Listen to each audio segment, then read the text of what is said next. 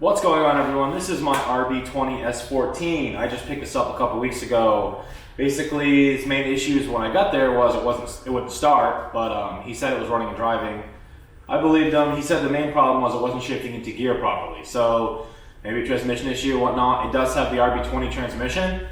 Found out that he put an S13 shifter in it, and that's why it wouldn't go into gear properly. They're not the same. It was actually missing the bushing to go on the lower portion that actually goes into the shifter. So I have the cube speed one on the way for the RB20, and let's just start with that. Another issue was the downpipe was broke completely, bent shut, so it wasn't really getting any, exhaust fumes out of the engine. It was all backed up.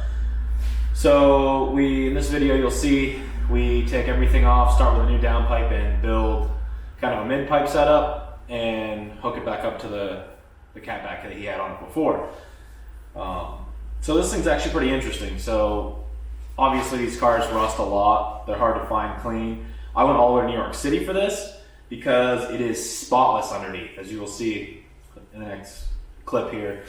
There's no rust on it. There's no issues with it as far as condition body-wise, outside of the fact that they put on the wide body kit, the flare or the full fenders front and then the over fenders in the rear. They do a very good job.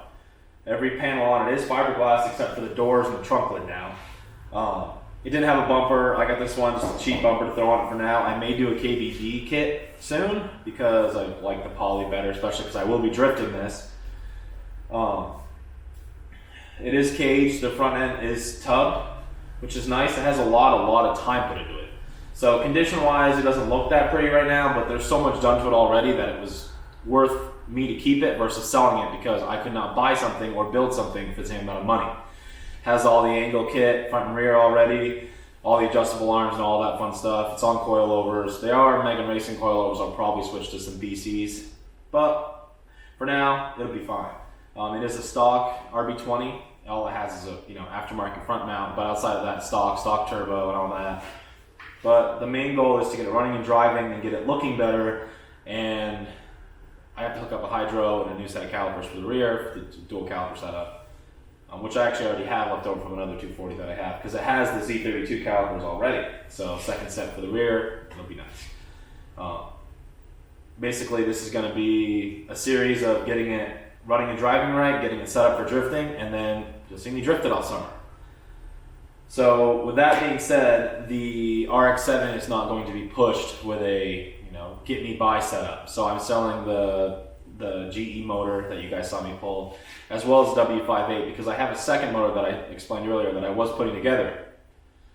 I'm going to be using that engine with a CB09 in its final form. I'm not trying to put it together once and then put it together a second time.